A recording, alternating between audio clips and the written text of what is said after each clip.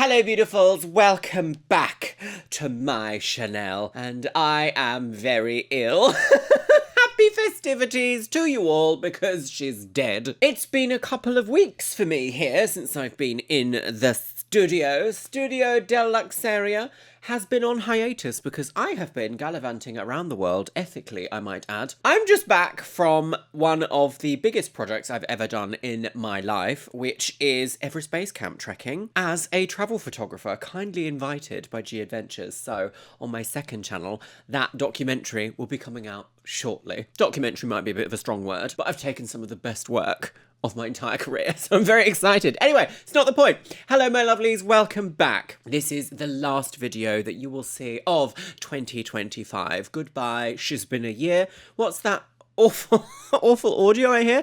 No, what is it? And with that, the 2023 season comes to an end, which you will be still hearing in July, I assume. I will be back to 2 videos a week when I'm better, oh my god. Okay, so, are you prepared for volume 2 of a guide to Luxeria memes, cutaways, and references? Because this is what we're gonna do today. I have basically this time gone through all of the comments, the top comments that is, and taken the ones that people were saying, oh my god, this is my favourite, could you explain this one? And I've put it into this list. So that's what we're going through today. That is the rhyme and reason of today, because in my memes and cutaways folder, I still have thousands and thousands to get through. And in fact, every week they grow.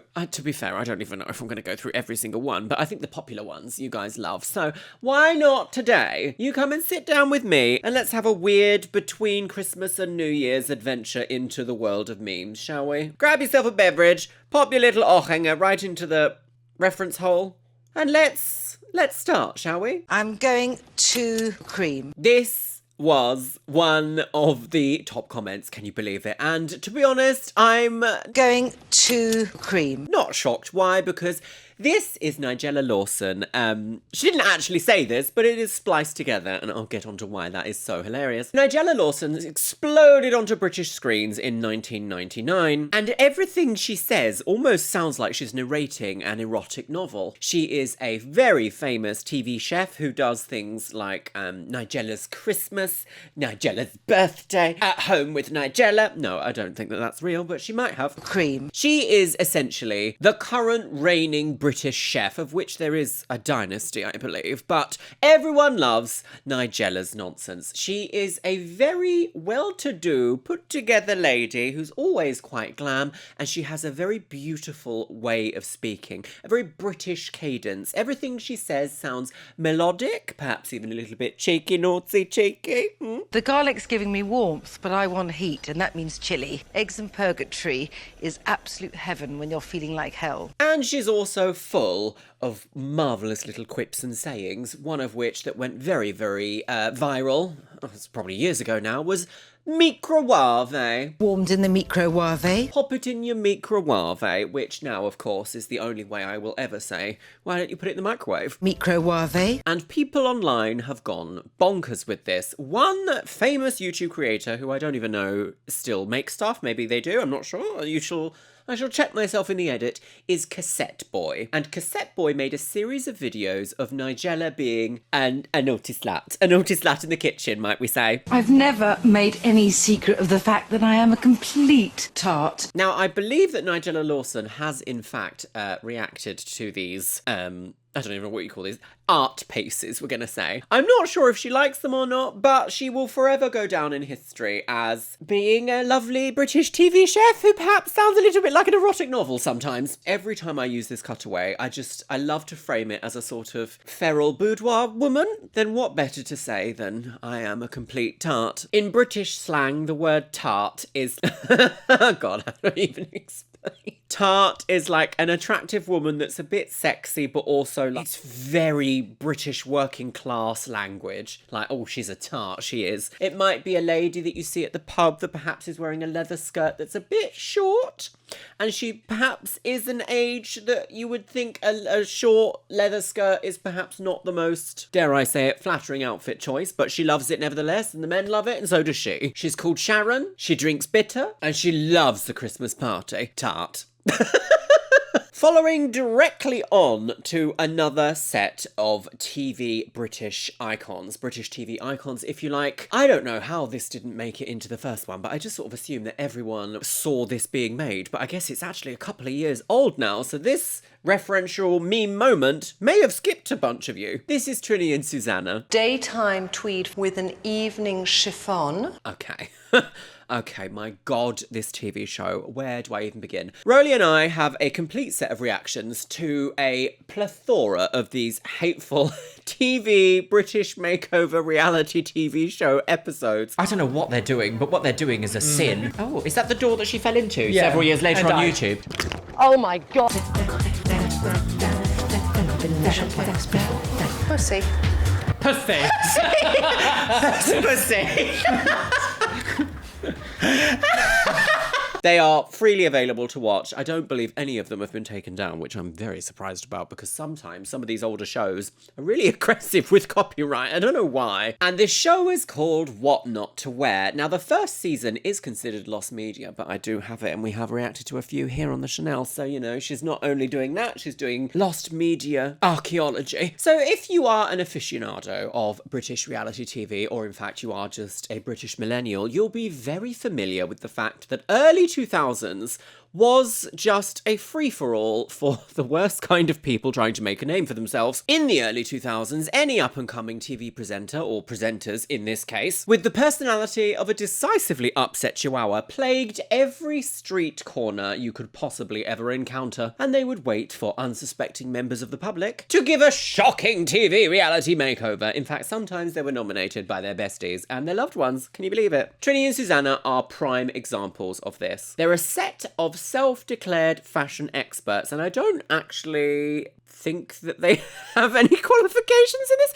I think Trinny had a column where she critiqued fashion. I think that was it. And then suddenly somehow they got a TV show. I don't know. The 2000s was a different time. And they truly encapsulate the attitudes towards the self-confessed unsightly bodies of the time. Your friends and family won't hurt your feelings by telling you the harsh truth. But we're not your friends and family. And we will. Essentially, they'd be like, get your boobs out, but cover everything else up, girl. Whilst inviting people onto their show to be ridiculed under the guise of giving them a £2,000 new wardrobe, which is always from like LK Bennett or something. And it's just like, they've got one pair of trousers for £562. And it's like, I'm sorry, what? That's not clever. This show truly pegged them as fashion experts, and they whizzed about London and the southeast of England, and probably also the southwest, handing out makeovers to people who were on the show. Now, the reason why this specific cutaway immediately became iconic, I think, is because these fashion TV shows are filled with like frilly, fanny, foo-foo nonsense words, which I absolutely like. They speak to my soul. I love absurdist humour. I love anyone who can string a sentence together but say nothing at all, but say everything.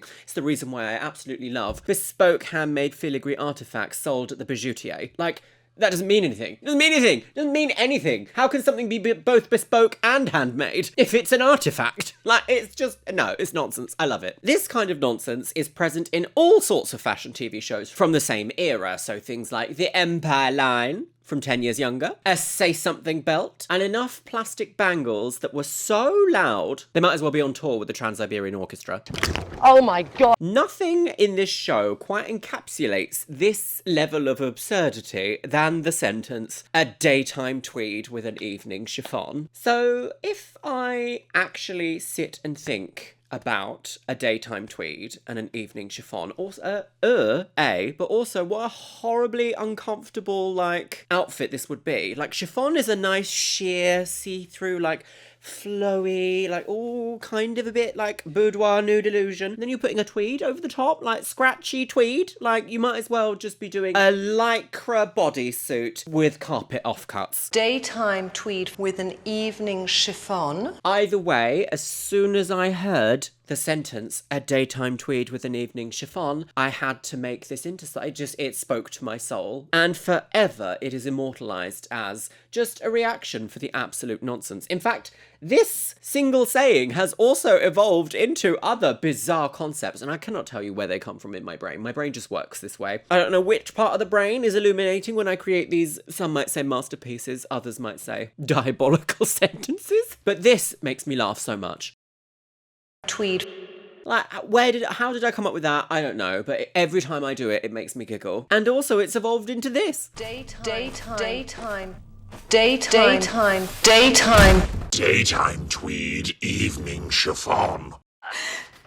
I think the reason why I love it so much is because it's sort of intangible objects, tweed and chiffon. Like, that's just fabric. It's not saying the shape, it's not saying the event, it's not saying what kind of fashion they are. It's just a tweed and a chiffon, but it fits in this melodic sentence that you can kind of almost fit any deranged concept into. Daytime woman with an evening Daytime tweed and a wig on a bin. A daytime this and an evening that. Because what makes a tweed only suitable for the daytime and what makes a chiffon only suitable for the evening? I don't know. I just love it though. That's why that exists. Why aren't you making it to the pageant? Why aren't you making it to the pageant? Right, okay, right, everybody sit down. Where do I even start with this one? This is probably the reason that my channel kind of blew up, in essence. The Swan Girls was a reality TV plastic surgery competition show that also featured a pageant for some reason, that aired on Fox in 2004, and of course they had a plethora of experts, one of which is from BOTCHED, and that is Dr. Dubrow. Of course then an evolution of the joke was Dr. Dubrow lift, because every single person on this show he wanted to give a brow lift to, hence why this meme also exists. Time for a brow lift. And I don't know why it's a jack-in-a-box, but the idea of, like, telling a child it's time for their brow lift makes me kind of giggle, but also is absurdist humour once more. And because they said it so frequently, like, every single contestant on The Swan got a brow lift, it just kind of lends itself to being like, well, we've done all we can do. It's now time for your brow lift. And you can insert that at any moment of any conversation with anyone ever, because it's time for your brow lift. Brow lift. Right, back to this angry swan. Technically, this aggressive swan attacking this sign is a really old video. And I think it is from Vine.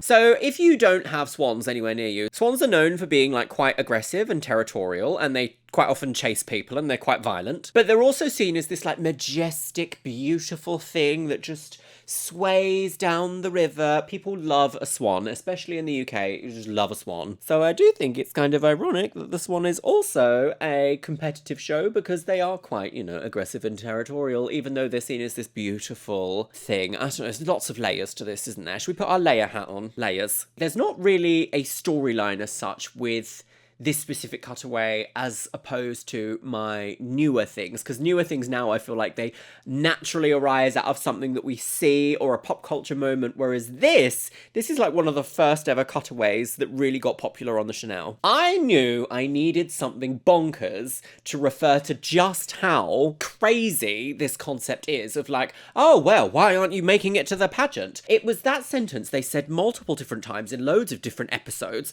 all the way up to the pageant. But only one will be judged beautiful enough to move on to the pageant. And sent one more contestant Christina Tyree on to the Swan pageant. Only one of tonight's women will change enough to earn a spot in the pageant. This, like, importance of the pageant was everything, and you can tell that none of these women were told that there was a pageant at the end, but when they were suddenly in the show, it was like, oh, well, if you don't get a brow lift, how will you make it to the pageant? Oh, if you don't go on this 1,000 calorie a day diet, how will you make it to the pageant? And it was built as this, like, super important thing to get to the pageant. Like, nobody cares about the pageant. Nobody cares about the pageant. It was just, like, shoehorned in at the end to make it a competition. It doesn't make any sense whatsoever. But you will find yourself as a viewer being lured in by this magic of reality TV that, even if you do not care for reality TV, sometimes somehow gets its hooks into you. And I would be sitting there going, oh my god, yeah, no, how will she make it to the pageant? And I just needed a moment to point out that what we are watching is completely insane. And what better than to see a swan screaming, Why aren't you making it to the pageant? Whilst attacking a sign that says caution aggressive swans. Truly a wild time in TV history. And in a way, I'm so thankful that I managed to find this piece of lost media and present it to the world. I don't think my channel would be anything like it is now if it wasn't for a foundation of the swan. And yes, that is in fact my voice over that swan going through a modulator. Yes. Only one will make it to the pageant, girls.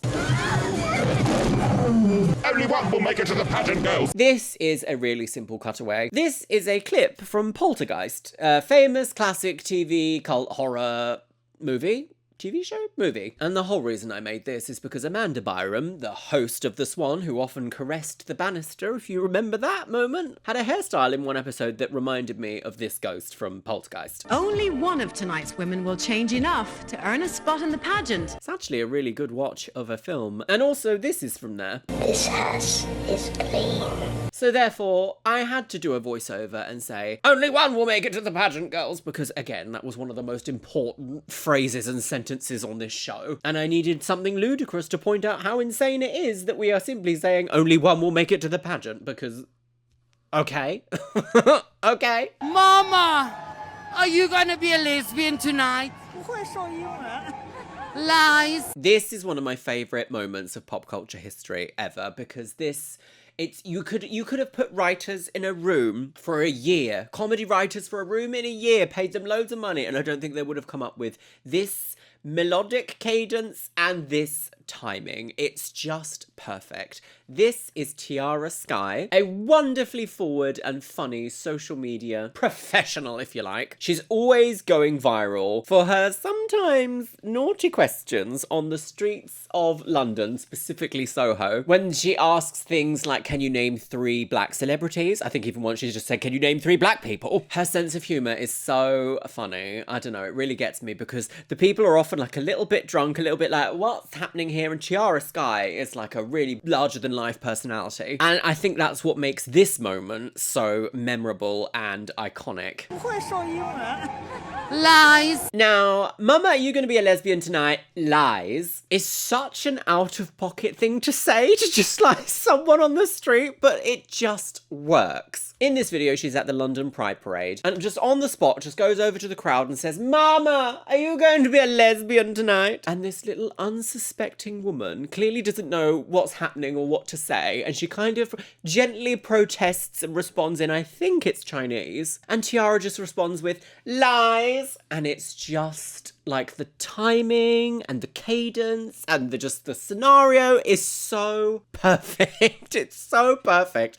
There's so many different ways that you can use this cutaway as a moment to punctuate a joke. At least that's the way I use it in my videos. Mama, are you going to be a lesbian tonight is so perfect. I think any time that I'm sort of like, oh my goodness, she's so pretty, I think, am I going to be a lesbian tonight? And then also on the other end of that, any time that someone says something that you're like, you're telling fibbles, that's not true. Lies. What a perfect little snapshot to put in to just like, yeah, that's the joke. There you go. Enjoy a giggle. Next up is this one. Electric chair. This is such a tiny section of a live stream, and I believe it's T.S. Madison and her friend Kia. This was made popular by Stan Twitter. Now, Stan Twitter it's a dark place, but if you are familiar, you're familiar. If you don't know what it is, just think like obsessive fandoms about things. It's quite often linked to queer culture, actually. People will post like cutthroat reaction gifs or moments or memes to people doing things, and Electric Chair Bash is a pristine kind of moment of like, what's she doing? How dare she die? I love it so much. I have a really dark sense of humour, and I find joking about death actually makes the crippling reality of dealing with a world in which is quite dark at sometimes a little bit amusing. I will say, though, there is obviously a time and place. I cannot for the life of me find the original live stream, but I have been able to find this extended cut of Electric Chair Bash. Let that man keep that Range Rover girl. After I watch So what's your sentence for her? Electric chair. Oh shit. God damn it. electrocute that bitch. And I want you to pour some water on her first. And I believe on this live stream, they are judging or hearing cases of people breaking up in a kind of informal, like Judge Judy court setting kind of vibe. And I believe they're passing judgment on who is at fault with the breakup or with something that's gone wrong in the relationship. And thus, we are given this absolutely perfect moment. Electric chair. So now on the Chanel, when anyone is being insufferable... Electric chair. Thomas the Tank Engine Cybergoth Under the Bridge rave. I don't know when I started doing it, but any time that I want to double check myself in my videos to make sure I'm not spreading misinformation, I will immediately either Google or reference something just to make sure what I'm saying is actually true. And quite often you'll see me pick up my phone and go like this. Oh, good. Oh, I'm so pleased that's broken. And I will play this cutaway on top of it. Now, the original video is apparently from 2011, but I could have sworn I saw this before. I could have sworn I saw it before 2011. I think it's one of the earliest references I can find is from it being in 2011. I don't know, maybe that's like a fake memory I have. Apparently, the original song is Lock and Load, Blow Your Mind by DJ Zany.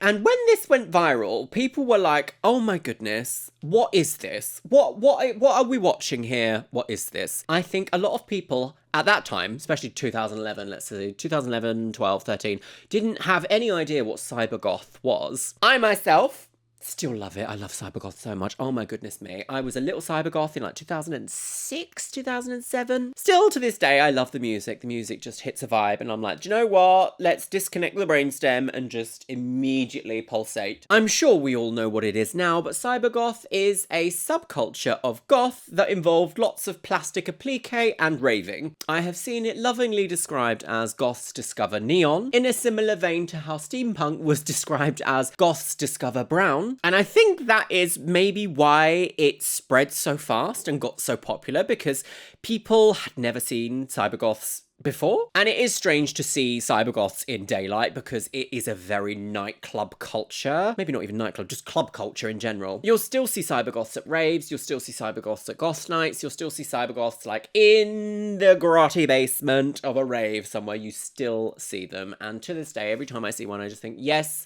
Queen slay. It's such a historical moment of madness for me. I love it. The touch on my soul it has made will never leave. I think it is in a bit of danger, like a lot of subcultures are though, is that over the last, well, like 10 years or so, probably a bit longer, lots of subcultures are becoming homogenized, and I think social media does play a part in that, because sometimes I see people that look very goth online but do not listen to goth music, which arguably you could say, while goth is an aesthetic, it actually is derived from a musical culture, and I think that a lot of traditional goths would agree with that. I don't necessarily know if cybergoth fits in with that, but the subculture of goth is fundamentally a music-based subculture, so it is interesting to see that we might be losing aspects of these personalities and visual traits because everything is becoming so homogenized. But this is not a deep dive into subculture genre, history, and fate. I mean, it could be, but it's not. No, thank you. No, thank you. Bailey J. Mills. My goodness. Bailey J. Mills. Bailey J. Mills. Bailey J. Mills. Just one of those people, one of those creators you come across and you're just like, I love the way your mind works. Lisa Scottley.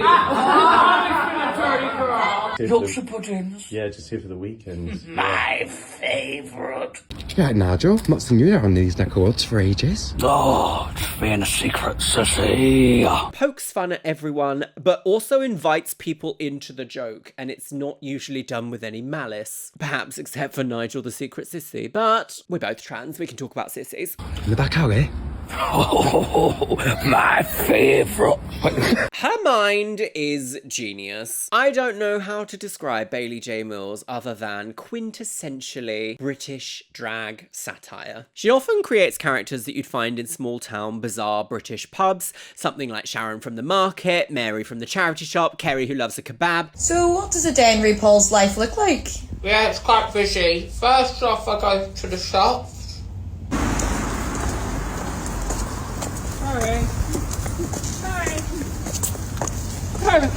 And she makes them part of a show, except for some reason, the no thank you lady. I don't know where she came from, but it's so perfect for just using as a case of like, I don't want that. Whatever you're trying to sell me, I don't want that. So what do you say? No thank you. No, thank you. And it's a googly-eyed orange wig booby lady in a lift.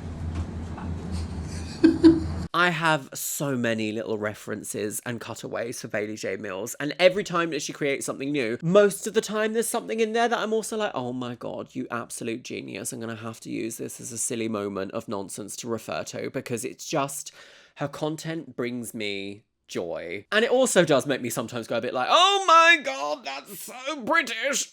I'm doing nothing. Come on.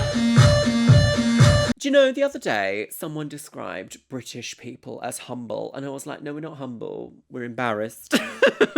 Bailey J. Mills also does a caricature of the next personality we're going to mention, and that is Stacey Dooley. Today on Stacey Dooley's documentaries, I'm going all the way to Manchester. Today I'm talking to a girl and a boy and a girl. Now, the illustrious Stacey Dooley. And is this a gender fluid look? Stacey Dooley is an investigative journalist who has an utterly wild bank of documentary work. I am en route to a brothel. I'm forever surprised at what she's up to and what she's been able to expose from people's lives that you just don't know exists. And the titles of her documentaries are always like way out of left field as well. Things like Stacey Dooley lives in a convent with doomsday preppers, or something equally ridiculous like Stacey Dooley, fame or a woman on the game. And of course she has presented Glow Up. I believe it's only the first 2 series. We are watching through it currently. I should know that off by heart, but I'm sickly. My brain's not working. I've got so much like inflammation here that I just can't fathom a brainstem spark. Naturally, because she's an investigative journalist, sometimes her content is quite dark, and I do recommend watching her documentaries because she has this very, very interesting way of approaching people and speaking to people. So I think she's from Luton, and she has this real British grittiness to her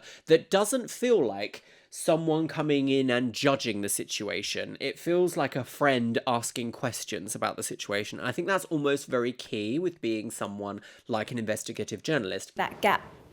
And how do you achieve I that? think you invest more in state schools. So private schooling is an issue for you? Yeah, yeah. But that's life.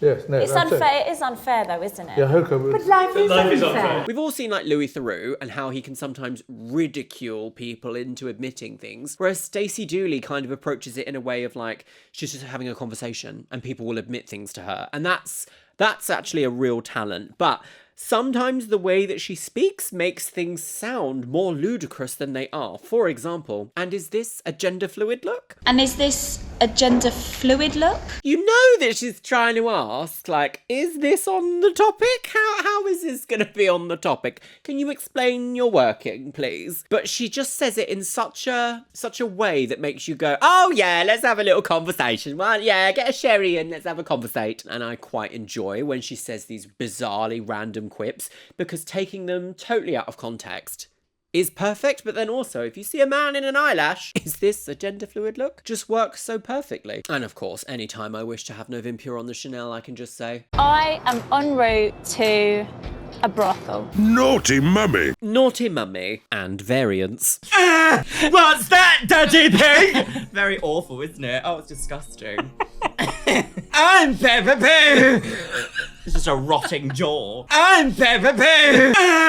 Disgusting. That is too much. Peppa Pig. Peppa Pig. Peppa Pig? Peppa Pig is a British TV show for children that follows the antics of a family of animated pigs. I'm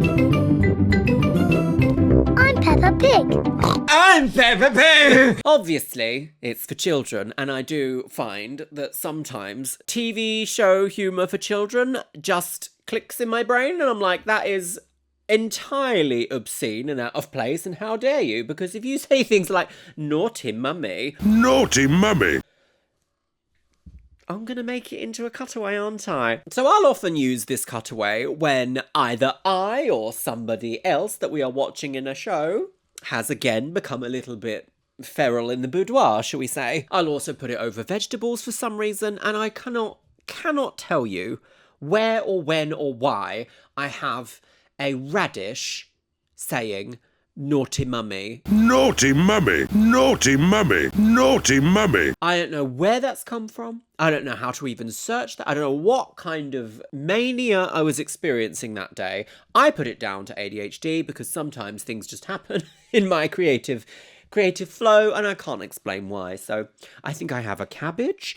I think I have a radish. I think I even have like a Yorkshire pudding. Yorkshire puddings. Yeah, just here for the weekend. My favourite. Is that a fever dream? Naughty mummy. Ultimately, I have no idea why these variants exist, but often children's shows have humour in them that is intended for children, but even adults listening might be like, oh, that's a bit naughty. And mummy has become one of those words, a bit like daddy, that's just lost all family dynamic meaning because chronically online people are insufferable. Ironically, Peppa Pig is also where this comes from. That was a lovely party, wasn't it? No! Have you all had fun? No! And I think the reason why this appeals to me so much is because my favourite word as a child was no. Actually, even to this day, my favourite word is still no. My default response as an adult, no. I've since actually realised, if you want to get a bit serious for a moment, that it could be because ADHD has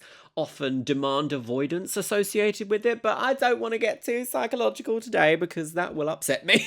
But the idea of asking a selection of people, have you enjoyed the party? And they just respond with, no. I don't know, it just tickles a part of my brain that needs to be, I was going to say exposed. I don't want any exposed brain tissue, thank you. No, thank you. So now, whenever anyone clearly isn't enjoying the party, whether that is in fact a party or just the metaphorical concept of a party, it's... That was a lovely party, wasn't it? No! Blaha, the government. Ah, the government! So, this is Biscuit. Biscuit is currently downstairs sleeping under the Christmas tree because he's a tired little baby because we took him on a big walk yesterday down to the beach and he saw another dachshund and they played and they played and they played and I was so pleased that he didn't immediately bark at it. Biscuit is also known as the CEO of Estee Lauder, and I can't remember why I said that. I'm pretty sure it was in a Glow Up episode that I was like, here he is, the CEO of Estee Lauder.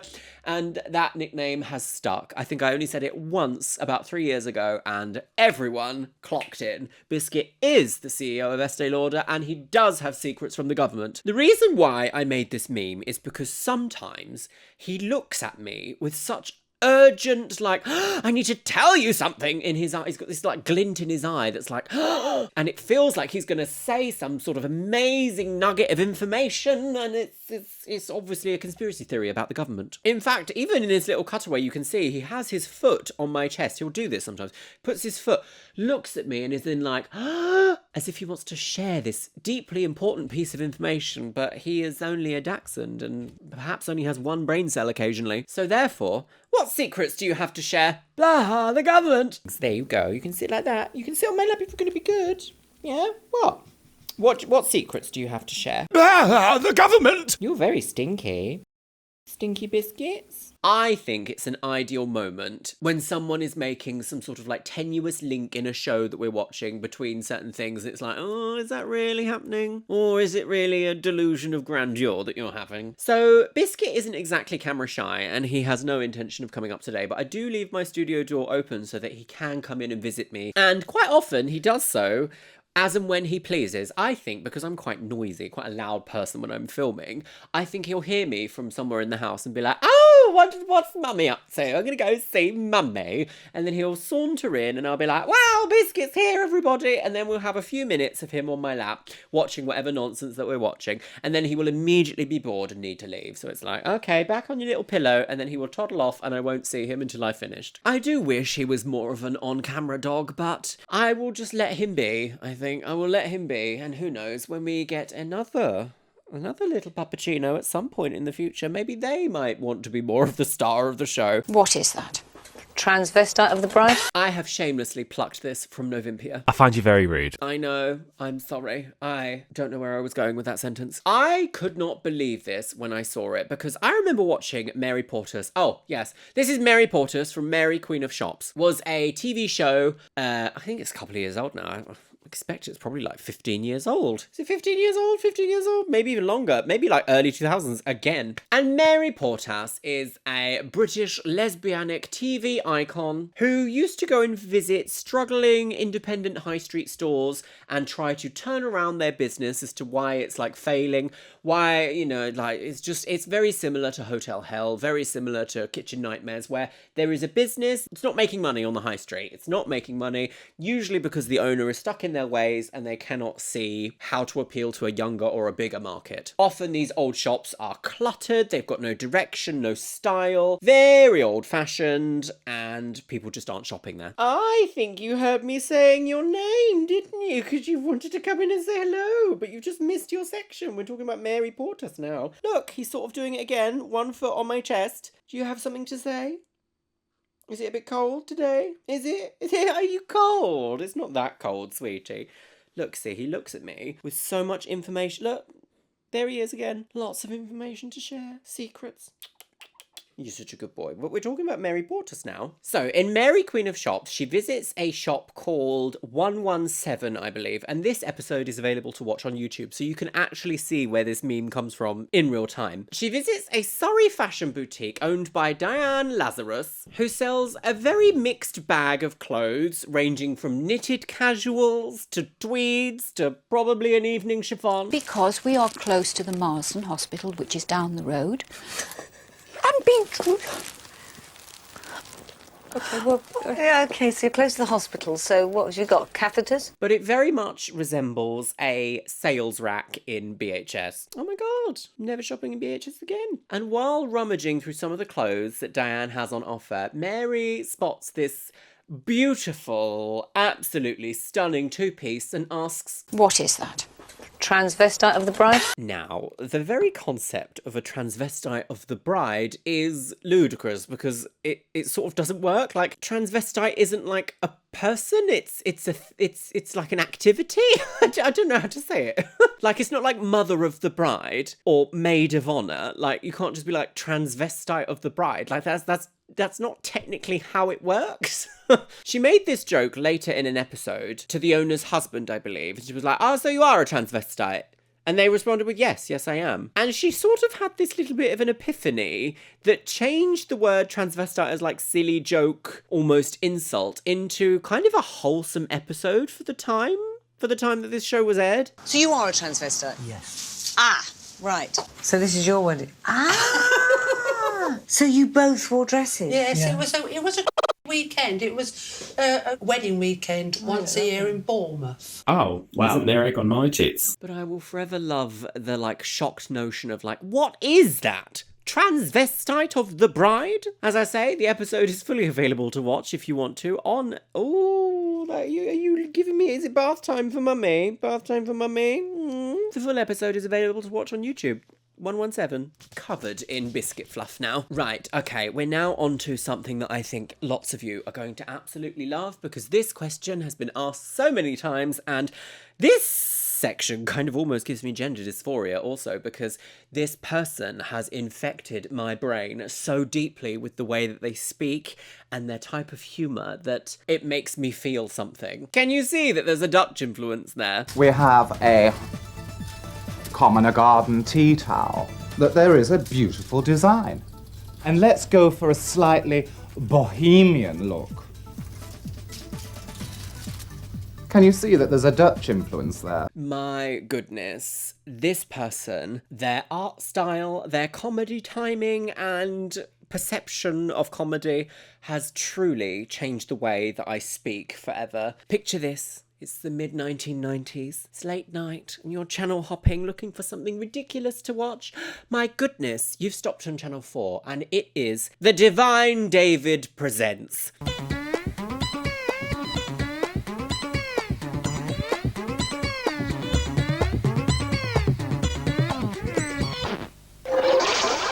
Good evening and welcome. We are on the cutting edge of the avant-garde. I am the Divine David. I am the Divine David. Television. What is it? It's something to have in the corner of your room with maybe a fiber optic lamp top, or some pot dogs, or maybe a card from the people next door who've been to Benidorm or Prestatyn. We wish you death and destruction and a really miserable year. Septicemia I'll bring to you and your king.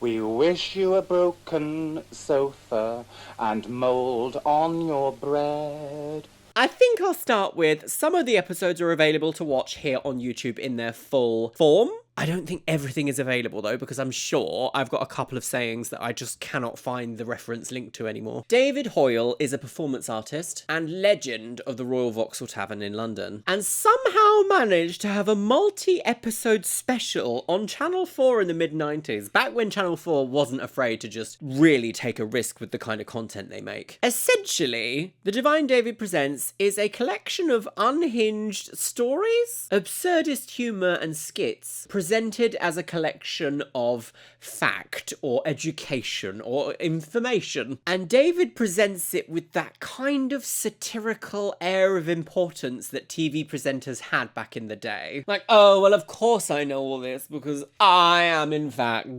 BBC One. So much of my lexicon is directly from this show. I saw it at such a pivotal moment in my life that when I rediscovered it again in the early 2010s, my goodness me, it's never left. The symbol of beauty. The absolute symbol of beauty in an urban environment. In an urban environment. I wonder what colour I'm going to pull out now. Now then, it gives me great pleasure to invite you to a beauty workshop, which is open to all. What I'm going to do now is transform my face into the most beautiful, elegant painting using a sponge and just a small bowl of water. We take a colour at random, we dab in the sponge, on with the foundation, no idea what colour it is. And sometimes with the foundation, why not go for a two-tone foundation effect? Perhaps using half your face, one shade, a little bit daring, and go for a contrasting shade for the other side. That's lovely. So that's one colour. I wonder what colour I'm going to pull out now. And it's very experimental. People will talk at dinner parties. When you go to pick up the children from school, a lie machine. It's a lie. Lie. Oh, yes. Tonight, I'll be introducing to you Ernst, Lorraine, Stacy, together with a future. And there are so many more that will just happen organically. My brain will go, click, reference from the 90s, say it in this moment, move forward. I don't know how my brain does this, but for some reason, it's like a sponge for these weird things. And sometimes it's very helpful, and then other times I'm like, can I just please remember this very important piece of information? No, because can you see that there's a Dutch influence there? So I believe the majority of these episodes are available on YouTube, as I've said, and some of my personal favourite moments are when he gives a tour of Manchester canals and explains that several horse and carts were just like in the canal for some reason. Hello and welcome. I just thought you'd like to join me at one of my favourite spots and places where I do a lot of contemplation and thinking. Plotting and planning the overthrow of the government and the total destruction of the 20th century. It's a very serene place, and it has its own magic and tranquility. At one time, you would see people lined up here, and other people would come out from the tunnel just over there and come out and kill the people at random. The old horses pulling the barges up along here. And then, as you can see, the path stops just by the bridge, And so then they'd kill the horse and push the horse into the canal. So at some stages in the canal's history, it was absolutely chock full of decaying human beings and horse flesh. Things change. I would imagine that at night people come down here and maybe reach out and touch one another. Reach out and caress one another, perhaps make love. Now it's very much an area of lovers. I'm getting that sense. How lovely. And there's also a London bus tour where I think he has lots of American tourists come on one of those tour buses. And he just explains that Princess Margaret once lived in a tree. Welcome everybody to this beautiful tour of London. We're hurtling along now at 90 miles an hour. We're just about to cross the Thames Canal. It's not a river, bringing all sorts of plastic and leather goods down from Kew Gardens. Oh dear, we seem to have just run over somebody. Doesn't matter. Now this tree is very famous. It's rumoured that Princess Margaret, yes, Princess Margaret, you know Princess Margaret, she used to live in that tree, yes. I don't know. Trying to explain why something makes you laugh is fundamentally a difficult thing to do, but it just tickles me. This kind of ludicrous humour tickles me. Old maiden. They were old maiden type of shoes. This is one of my favourite cutaways because I use it all the time. It's got so many different little nuggets of beauty that you can splice up and just use, because old and old maiden kind of shoe are very good cutaway moments to punctuate a joke. This is from the infamous Tiffany New York Pollard rant about Gemma Collins from Celebrity Big Brother in 2016. This entire rant is such a hoot because Gemma Collins is a really strong personality, but so is Tiffany New York. I will let Gemma know that she is a and the shoes that she gave me were not something that I would particularly buy for myself. They were old maiden type of shoes. And she said that those shoes were meant to be worn on a beautiful woman. So if that's the case, she should have put them back on the rack. And she should never even purchase them. Somebody lied to her several times, and she's nothing like that. She's nothing of the sort. And it was about this absolutely hateful shoe that I believe Gemma had lent or given to Tiffany, and I don't think Tiffany had realised that Gemma wants it back or something like that. There was some problem with the shoe. Tiffany Pollard let her have it in the Big Brother diary room. The whole rant is completely iconic. Now, Gemma Collins is another strong personality. Yeah, she's from, I believe she shot to fame from The Only Way is Essex, which is a British reality TV show that's kind of like, God, what do you even call this style of show? It's very like Geordie Shore, Jersey Shore, The Only Way is Essex. Not quite Keeping Up with the Kardashians, but that kind of like, they all have to have a little nameplate shown on the screen because you might forget who they are between the next scene. So she's got quite a full-on personality that is a little bit like Joey Essex in the way that they come across as people who don't really know what's going on but will share an outlandish opinion that may or may not get them into hot water on occasion. Basically, this is what she... Is that trifle up there? So you never really know if she likes something or not because she has that kind of, I don't even know what you would call it, like attitude with the way she speaks. So the fact that these two huge personalities clashed on TV in such a way is instantly iconic and produced this rant for the ages. An old maiden kind of shoe. Why don't you try on that lovely wig? Why don't you try on that lovely wig? I must admit, this one is not an organic cutaway. I was searching up the word wig to use as a cutaway because I find the concept of wigs to be moderately amusing sometimes because it's very like, who is she? Someone will put a wig on and it's like, oh, immediate personality change. Who is this woman? What does she do? What kind of Bob is that? This is from King of the Hill. And I think it's from an episode called Propane Salesman Death of a Propane Salesman, something like that. It's one of the earlier seasons. And this episode is an absolute trip, and I'm not going to go too far into it. But the character of Luann singes her hair in an incident, and to process this crisis, she has a puppet show to help her through this emotional moment. And one of the puppets says, "Why don't you try on this lovely wig?" And then she does. She puts on the wig. She dons the wig. Lovely wig. And therefore, it has instantly become a cult classic here on the Chanel because it fits everywhere. I have so many cutaways that involve wigs somehow. So, yes. Why don't you try on this lovely wig? Also, it's Hannah Conda's favourite cutaway of mine. Well, my lovelies, I think I've managed to get through quite a plethora today, and I'm going to try and remember the ones that I've gone through so that I don't end up double dipping in the future. Let me know if I've missed any of the ones that you want to see in the comments below, because there are so I've got thousands at this point, and I would like to go through them in a timely manner, perhaps once every couple of months or so. So I hope you have enjoyed this volume too.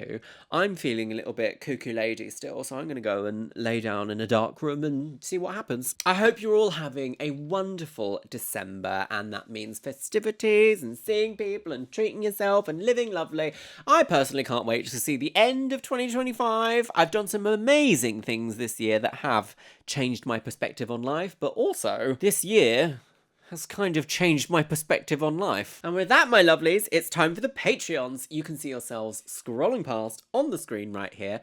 Over on Patreon, I have some exclusive content. I'm just getting back into the swing of filming things over there. We're going to do an upcoming Traitors soon. I think we're going to do Series 1, Episode 7 in a couple of weeks' time. Just about to finish off Project Runway. Have, in fact, finished off. There's something about Miriam over there now. And I also do a monthly live stream over there, which I think I'm going to kind of maybe transform into a monthly live stream watch party over some of the shows we're going to watch.